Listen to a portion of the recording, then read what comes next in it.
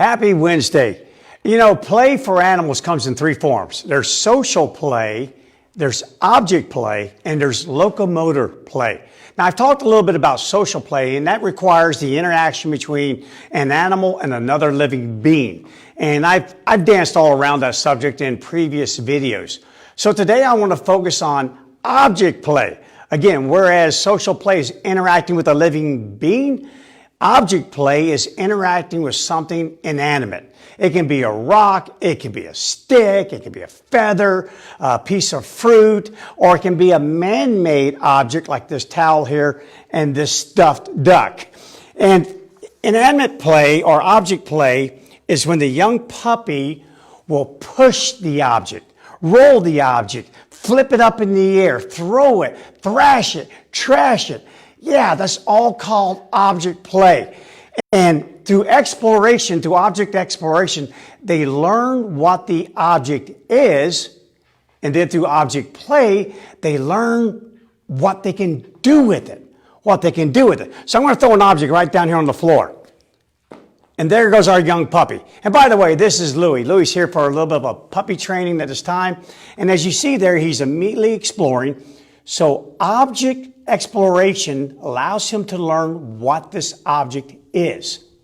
And then through play, the animal acts to determine what can I do with it? What can I do with this object? And most object play is associated with practice. In other words, it's believed that animals learn something from playing with the object that will benefit them in either the short or long term. For most puppies, it'll be something like hunting, learning how to hunt. Now I'm going to throw another object down here and just give the puppy another choice. And again, object exploration first. What is this? What is that? What does this look like? What does this smell like? Well, once I learn it, then again, I'm going to start playing with it. And remember, play is everything from biting at it, shredding it, picking it up in the air and throwing it. That's what Captain does. That's why in our house we have no hard toys. Because Captain will pick up a bone and chuck it. He'll play fetch with himself.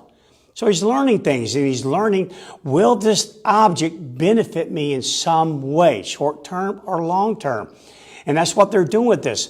Object play has also been determined to affect what young dogs will fear or not fear as they grow older. So the more objects they're allowed to explore, hey, you, what is that? And play with and thrash,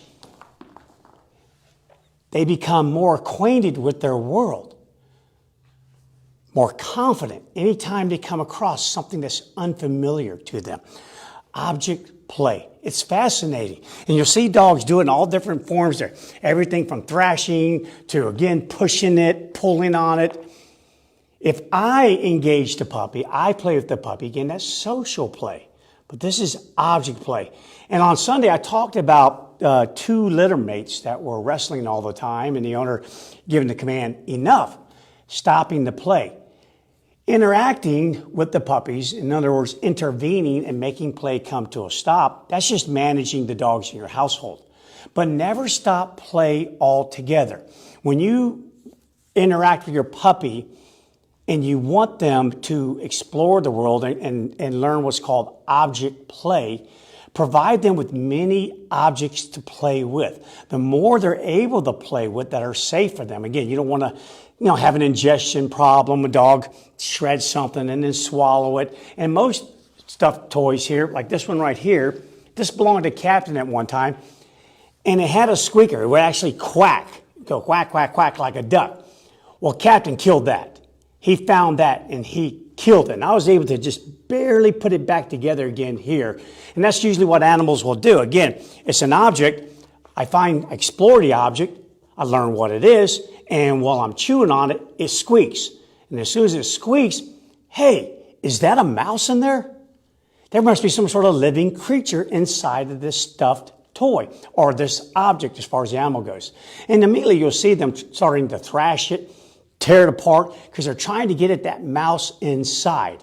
And again, this is benefiting them. This is preparing them for their future survival. Our dogs still don't have a clue that we are going to provide them with life-sustaining energy for their entire lives, that we're going to give them food, we're going to give them shelter, keep them safe. They don't know that. How would they know that? So they're going to explore their world through object play. And then one thing about object play is that it's been determined also that young animals, they will, if a novel object comes into their environment or while they're just happening to be interacting with the environment, if something novel now appears, they will put most of their attention and direct most of their attention toward that novel environment. So I'm going to have Evan go ahead and toss over a new toy over here. Oh, lo and behold, what is that? What is that, huh? Let me pick that up. Obviously, we have some similarity to some sort of stick like this or a rubber device because you saw the dog pick it up very quickly and now starting to carry it around. But now I'm going to go back over to the duck. The duck seems to be a game favorite here at this moment. So now let's go ahead and try the ball on a rope over here, Evan. Throw that right by the pup. Oh, now I pounced on it. Let me explore that. Maybe I'm not familiar with what this object is. So again, exploration always comes first. And then once it doesn't immediately cause me pain or doesn't frighten me, then I'm going to explore it even more. And part of exploration is play. Again, intelligent animals learn through free exploration and through mimicry. Now I'm going to play with it. And now, suddenly, I can now pounce on it and chase it. And in tomorrow's video, we'll talk about locomotor play, which is what this is a form of, where I learn how to pounce, to grab, chase, stalk, hang on to it.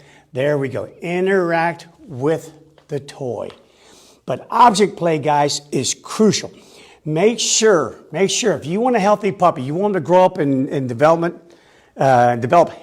properly, confidently, less fearfully, give them objects that they can explore and allow them to do so. If I had little Louie right now and I'm throwing this ball and suddenly he breaks it off, for whatever reason, you're doing this with your puppy out in your yard, and they break off that pursuit of that ball. Maybe you want to play fetch. Maybe you want to teach the young puppy how to fetch. But suddenly you see them break off that pursuit for the ball, and next thing you know, they're pouncing on a stick.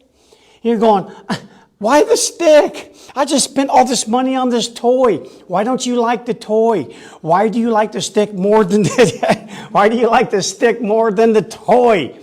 But that's what they're doing. They're exploring that novel object. And it is believed, and I certainly do believe it, that the reason why they're doing that is to determine the food value. Is that novel object, is it a future food source? And again, they do that because they don't have a clue. We're going to provide all the food and nourishment that they need. So they're falling back on those good old wolf instincts. Yeah, how do I survive as a predator on this planet? And when I'm young like this, man, exploring my world and find out, can I eat that? Will that supply me with life-sustaining energy? Can I shred it? Can I just play tug-of-war and hang on to it for dear life? That's how I prepare for the day that comes that I have to take on the mighty elk, the mighty caribou, the other animal. I learn how to use my mouth, how to manipulate it. So object play is really cool. So make sure you just, again, provide your dog, there you go, buddy, with plenty of things to play with, plenty of things to explore. And if you do, guarantee it's one of the factors that will affect your dog's development to become mature. Many studies have been done. They've shown the more object play the young animal is allowed to have, the more confident they grow into mature adults. They learn things to fear. They learn things not to fear. All right, guys, that's it. So tomorrow, hey, I think your phone just became an object that was not explored, but flat out owned by our puppy here. Louie, you're quite the little dude. You're quite the little dude. So make sure, enjoy your pup. Give him something to play with. Give him an object to explore and play. Tomorrow we'll talk about locomotor. I may just use Louie again. He's so full of energy. We'll learn about what does that do. And actually, it has a profound connection with the brain as far as connecting synapses and creating more brain development. Animals who are kept caged too long all the time, they never develop this particular area. But I'm not going to give that away today, so you have to tune in tomorrow to find out about locomotor play. All right, Louie.